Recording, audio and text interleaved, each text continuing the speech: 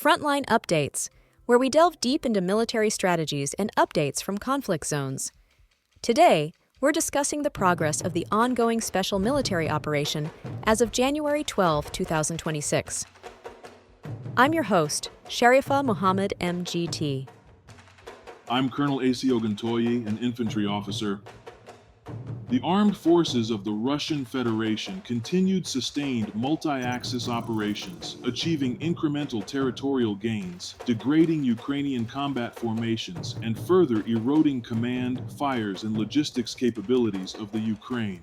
The operational pattern reflects a deliberate attritional approach, improving tactical positions, advancing selectively into defensive depth, and systematically destroying Western-supplied artillery, armored vehicles, and enablers critical to Ukrainian operational endurance. If current trends persist, Ukrainian forces risk progressive loss of operational coherence across key sectors rather than defeat through a single decisive engagement. Welcome to Frontline Updates, the podcast that brings you in-depth insights into military operations from those leading them on the ground. Today, we're joined by Colonel A.C. Oguntoye, an infantry officer monitoring critical missions on the progress of the special military operation as of today. Colonel Oguntoye, thank you for being with us. Thank you, it's good to be here. Colonel Oguntoye, before we break this down by sector, how would you characterize the operational picture today? The overall picture is one of sustained cumulative pressure. The armed forces of the Russian Federation are not attempting rapid breakthroughs. Instead, they are methodically degrading the combat system of the Ukraine.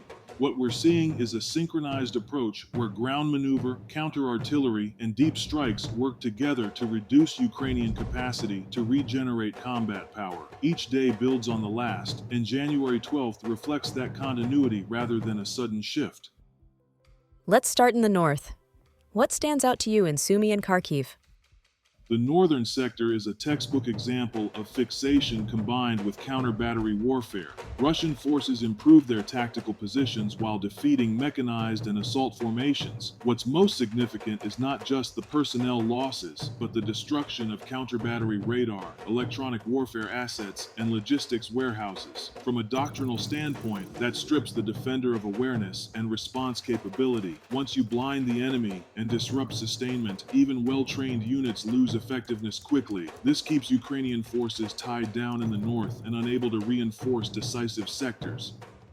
How should listeners understand developments along the western Kharkiv axis?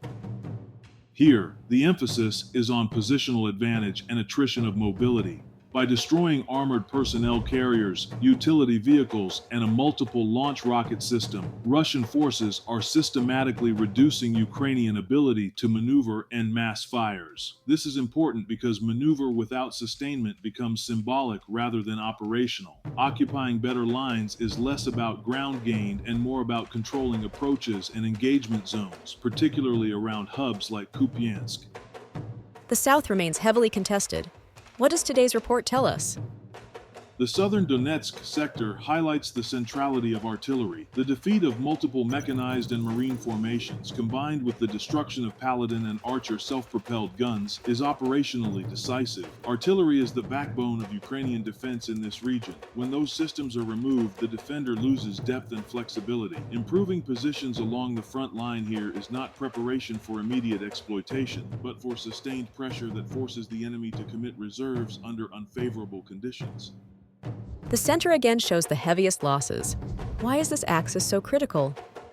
The central axis is where attrition translates most directly into strategic effect. Multiple brigades and assault regiments suffered heavy losses, including Western-supplied armored platforms. These are not easily replaced assets. From an operational art perspective, this sector appears designed to absorb and destroy Ukrainian reserves. Over time, that depletes the opponent's ability to conduct counteroffensives anywhere else along the front.